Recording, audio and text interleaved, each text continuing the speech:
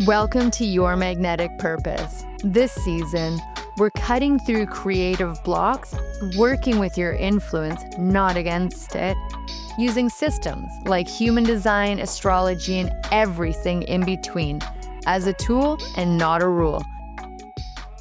Do you ever feel like you're showing up one way, but people react to you in a completely different way? Like you think you're being all cool and confident, but someone says that you seem intimidating? Or you feel like you're being really laid back, but people just assume that you don't care? That gap between how you see yourself and how others experience you is where your influence either clicks or it gets lost. If you want to make an impact, whether it's in your art, your leadership, or your brand, you have to know both sides of the equation. Hi, everybody. Welcome back to Your Magnetic Purpose. I am your host, Ashley, and today we are breaking down all the ways that you want to rethink how you express yourself and how to just gently fine tune it so that you don't lose what makes you, you. So, why this matters for your influence? If you only focus on how you think you're showing up, you might be missing out on how people are actually receiving your energy. And if you only focus on how others perceive you, you risk losing your authenticity by molding yourself to fit other people's expectations. So, what is the key? It's in the self-awareness. Knowing both perspectives so you can fine tune your expression and make sure that you are showing up and your message is landing the way you want it to land. There's two layers to this system, and in this series, we are going to break down these two layers of your influence. How you see yourself in your natural way of thinking, processing, and moving through the world, and how others see you, how they experience you, and how they take you in, even before they fully know who you are. And where the magic lies is what happens and when you learn to bridge these two together. So let's break it down into some common ways that this shows up. First, we have the deep thinker versus the guide. You might see yourself as someone who needs to figure things out, get the details right, and know everything before you take action. You want certainty, depth, and mastery. But to others, you might come across as someone that they know they can learn from, even before you know you're ready.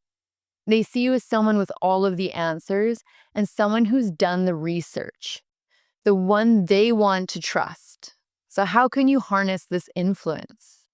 Well, stop waiting for it to feel like an expert answer.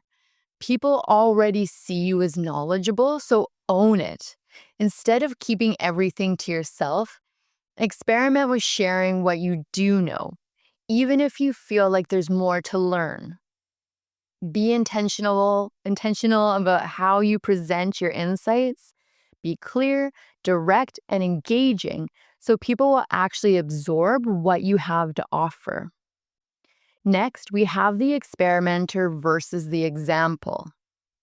Do you see yourself as someone who needs to try things, mess it up, learn the hard way, and then adjust? You don't want to be seen as a polished expert. You're in the process of figuring things out in real time. But to others, you look like someone who is living proof of what works and what doesn't. People don't just see your struggles, they see your breakthroughs. They're watching you to see what happens when you take the risk. So how do you harness this influence? You want to share your journey, not just in the destination, but people are learning from you whether you realize it or not throughout your journey. So let go of the fear that you need to get it right first. Your influence in the process is so valuable, and it's not just in the end result. That is what people are learning and absorbing from you. Show the lessons in what you do, not just your highlight reel or all of the amazing things that happen to you, but the why behind your choices. This gives people the bravery to do it themselves. And then we have the visionary versus the disruptor. You see yourself as someone with bold ideas, a unique way of seeing things, and a drive to do things differently. But to others, you can come across as disruptive, unconventional, and even a little bit rebellious. Someone who will love it, someone who will want to know more about it, is going to be the person that connects with you and who can learn from you. So, how do you harness this influence? It's in your own originality, but communicated in a way that helps people see the value in what you're doing. You're going to want to expect a little bit resistance in the beginning. Big ideas often take time to land. Your job is not to stay consistent, but it is to stay the course, not to water yourself down, but be the truest, boldest expression of yourself. Position yourself in spaces where people are ready for innovation and for change and upheaval. Not everyone will get it, and that's totally okay. They don't need to. And then finally, we have the connector versus the authority. You see yourself as someone who loves people, who builds relationships and thrives in collaboration.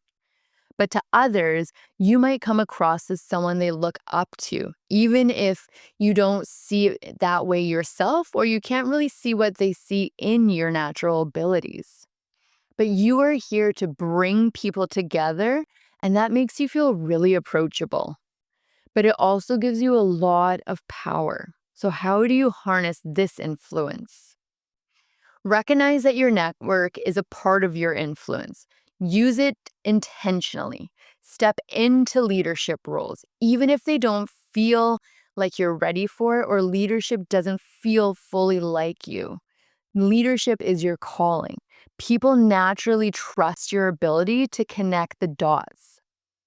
Make sure that your message is clear because people are already listening. So, how do we bridge that gap between perception and reality of this self-awareness?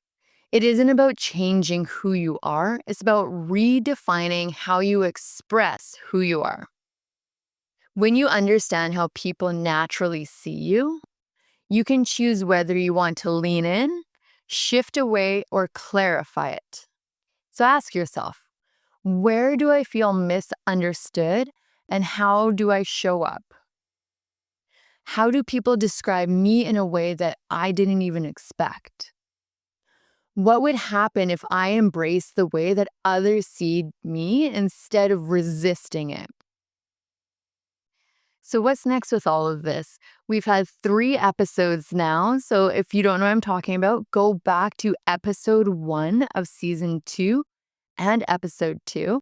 This is a 3-part series, and we are talking about the energy that you bring to a room, how you communicate your influence, and now how others are experiencing you versus how you experience yourself. Once you've gone through all this, please head over to my website, yourmagneticpurpose.com, and book a live one-on-one reading, and we can really get down to the nitty-gritty of how your energy and your influence is showing up in the room before you even say a word. There's a lot of great resources on that website too, and some little fun things to play around with in the blogs. So until next time, I am your host, Ashley Hood. Stay safe, and I'll see you in the next episode. If you enjoyed today's episode, make sure to like, share, and subscribe wherever you stream your podcast. For more resources and tools to explore human design, tarot, and astrology, head over to yourmagneticpurpose.com and book a live one-on-one reading or download your free chart. Remember, the more that you align with your purpose, the more opportunities you attract.